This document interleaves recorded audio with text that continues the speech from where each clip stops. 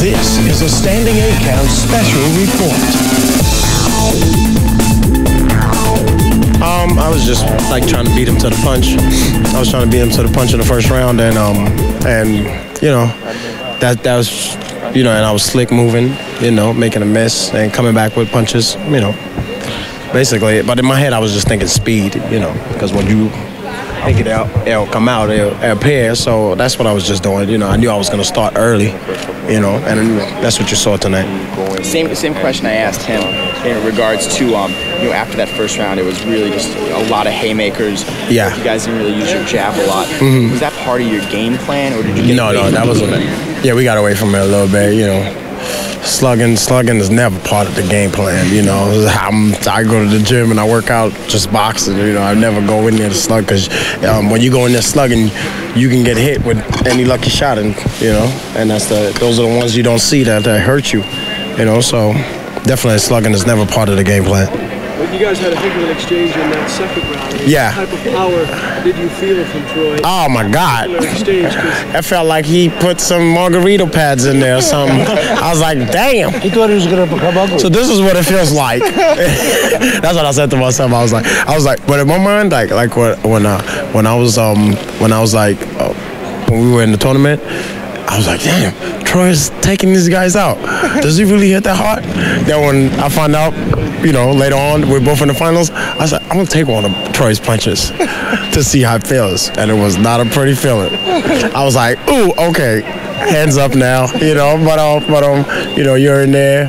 And I was just doing what I do best, just, you know, trying to move and stick the punch, you know. And the one thing they told me not to do it is what I did wrong.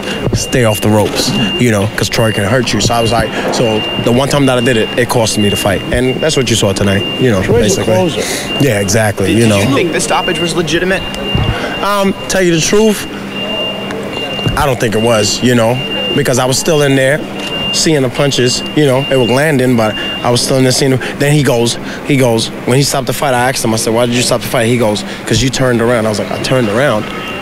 Then when the replay showed on the screen, I did turn around, you know, but I said, I didn't know I turned around. Skilled ref. Yeah, I know. You know, and the fact of the matter is nobody, not me, not the refs, nobody wants to see a fighter get hurt. No, at all, at all. At the point that you... I didn't know I turned my back in the ring. So you weren't aware of it? No. So when you looked up... When he told me. No, he showed me when they were showing. After the fight, he said, look, he showed me, Steve, and I looked.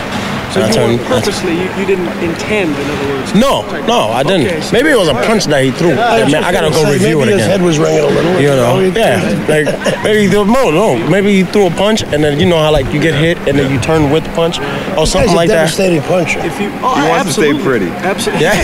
He wants to stay pretty. Just one more quick comment can I get from you? And you're in that situation and you didn't necessarily know that your back was turned, did you expect at that point Steve Smoker to say to you, show me something, Hino? I'm going to stop this fight if you don't show me something? Some refs do and some refs don't. Right, you know, some refs, they say, come on, throw a punch, like they'll say in the midst of the action, you know, or they'll... Were you waiting? Were you assuming? No. I was trying to block punches, man. I was trying to block punches. Well, he said it best. Look, these guys, at the end of the day, whenever, you know, when they go home at night, look at a film or whatever, he knows what he did right. Yeah, exactly. So the fact is, his trainer told him to stay off the ropes. This man is incredible on the ropes. That's one of his strengths. He got on the ropes, so even if he turned around, he would have gotten hit again. Coming from that corner. And again, some fighters can't close. He got no trouble closing. Maybe opening's a little slower, but he closes. Okay, so he knows that.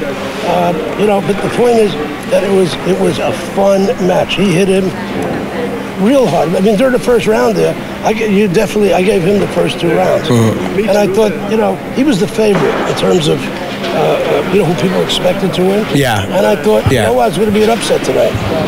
You know, this is not going to go the way everybody thinks it's going to be because he showed me a lot, you know, against him. Again, you know, he was the favorite because nobody in the contender ever knocked people out in the first and second round. And he just fucking tore people up. Yeah. Rico, real quick, I asked the 4 guys. No problem. I asked the other 4 guys this, or the other 3 guys this, and I want to ask you, talk real quick about the experience of fighting on the Contender. Oh, my God. You've been with Lou DiBella, so you've had the experience of being brought up as a young prospect. Broadway boxing. I grew up watching you on those ballroom boxing shows with my son. But what was it like you know, what is this experience? How did it differ? And talk about, you know, the bond that you created with all. Oh man, the best. This is like they brought me. I didn't know none of these guys, and I've heard of some of them, and we just formed a bond. We had no choice but to form a bond. We was living in the same house. We we're gonna be fighting every day. Yeah, so, you ever watch The Real World? Those guys want to kill each other. I think out of those guys, it was like me, Troy, Rico, AK, and like 2 other people that were like really like. Didn't have no problems with nobody in the house in the beginning. You know, like guys were trying to start problems, but after a while we were like, guys, we're all here for the same reason. Which Tony helped a lot with that. You know, he kept like instilling in this guy's head, like, you guys, what's the argument about and stuff like that. You know, like there was only really one argument. That was the one you saw at the end with Alfredo. That was the only really like any other stuff you saw. It was just like petty stuff. You know, everybody was cool hanging out. We all hung out with each other. We were on different teams. You guys go to party or they gotta go. Yeah, You're just gonna get one thing. I'm pretty to Lou DiBella. Yes, you are. Much. And you dress better than him, too. Yes, that's for sure. I'll tell him that to his face. That ain't hard, you know what I mean? Much. Better for what's good there, bro. This was a Standing 8 Count special report.